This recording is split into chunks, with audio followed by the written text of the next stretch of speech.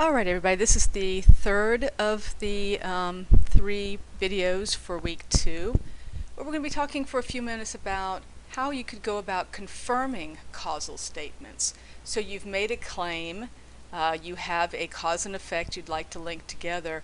How could you go about confirming those statements? What kind of research might you do? So you've come up with a claim that the book calls it a but for which kind of statement. In other words, as I put it, the thing that makes the claim true is the cause you have developed. And that's, of course, to a reasonable degree. So my example is the plane crashed because the wing fell off. Maybe some other things contributed, but for the main part, the wing falling off is the most reasonable cause of that plane crash. Even though there could be some what we call peripheral causes, we are just looking at the most likely. Okay? So how could we...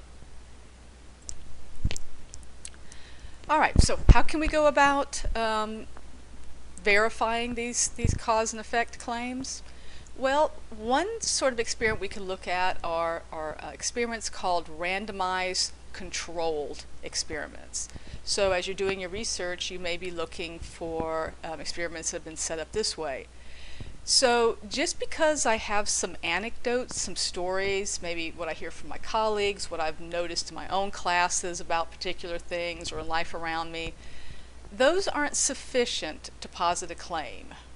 I need outside, objective, this anecdotes and material like this is called subjective. It's just based on my own opinions, what I think I've seen. Objective is going outside of myself to see what other people have verified in a more scholarly, academic, objective manner, as close as is possible. We'll talk about biases in a later lecture. So what we have seen ourselves may actually prove to be exceptions, right? So what we're trying to do is find experiments that have been done in a controlled atmosphere. So randomized means that subjects are randomly assigned, right? I don't know who I'm assigning these to. It's by chance. I can draw names out of a hat. I can assign them numbers and pick them out of a lottery bowl. I can do all kinds of things. But random means that the experimenter has no idea what group the subjects are going in. So I'm either going to have a control group or an experimental group. The control group I don't make any changes to. The experimental group I do. And this is probably stuff you've learned in science somewhere along the line. You can't have 2 experimental groups, and group A will try increasing the dosage of this particular medication and group B will decrease it, because I don't have a control to judge by. So one control group, one experimental group. Groups should be identical as much as possible. This is what we call arguing apples to apples. And even if I'm not looking at scientific experiments, when I'm looking at a study, a research report, statistics, I'm looking for groups that are as close to each other as possible. So for example, if I'm trying to argue that students' grades go up when they do certain things, I'm looking at a certain type of student, right? I might narrow down my claim to minority students will do better, their grades will increase if such and such happens. So then I have minority students in 2 groups. Now my groups are identical. One group, the control group, I do nothing to. A second group, I do something to. Does that make sense? So sometimes we start off our claims a little too broad. We need to narrow them down, or else we can't guarantee that our groups are identical. In a scientific experiment, we want things to be repeatable. So whatever results I get, I should be able to get again. If I only get these results one time, then there might have been something else controlling the outcome, right? That's not sufficient. And my sample has to be large enough. I can't just look at, well, Joe down the street had this experience and it turned out great. I need to look at 40 Joes or 10,000 Joes or whatever I need to make my sample large enough. Right? We'll talk about statistically significant at a later date.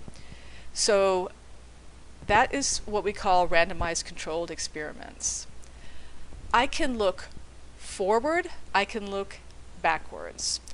Prospective observational studies are not experiments per se, they're just studies of a group of people, but they're looking at something happening in the future, not something that happened in the past. That's why we call it a prospective. So I can examine two groups in terms of the frequency of something. And I think that your textbook uses the idea of studying and partying and what the results may be. So one group parties more than the other. We're not asking them to. We're not setting up the experiment so that they do that. We're just observing, more of a sociological kind of study. One group parties more than the other. What might be the results of that partying, right? Observation will give me those results, not a particular experiment.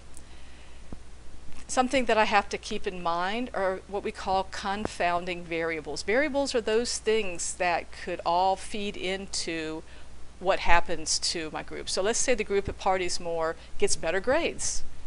Well, that seems counterintuitive. What other variables might it be in place that we weren't looking at that might give us that result? What else was going on with these particular students? Was there something besides just the fact that they were partying? Maybe they were just better students than the other group. Who knows, right? Then our groups wouldn't really be identical. We have to investigate. So these are called confounding, things that we weren't expecting variables. If I do a retrospective observational studies, I have my results and I'm looking backwards to find a cause. Prospective, I have a group and then I'm looking to see what result occurs from the actions of that group. Retrospective, I'm looking backwards from the result to see what it might have caused that. Maybe one of the comparison groups will have the result, the other will not, right? That's what we're looking at. And again, we have these problems with variables. We have to account for what variables were there that we weren't expecting. Were the two groups really as identical as we thought they were? What else could have been impacting the results in ways that we might not be able to look for? So in the first lecture, we looked at qualifiers, making sure we have a claim that's narrow enough and has been, that we've not tried to say everything or all, right? The second one, we looked at how we can form some causal statements. And in this presentation has looked more at how could we confirm some of those cause and effect statements. So not all of these things obviously can be done by you this semester, but it should get you starting to think about how can I confirm my ideas. I've got a claim. What can I do now to confirm it? What kind of studies, if I'm not doing any kind of studies myself, what kind of studies should I be looking for in terms of my research that can support my claim or explain why it happened the way it happened? We'll look more at research studies later.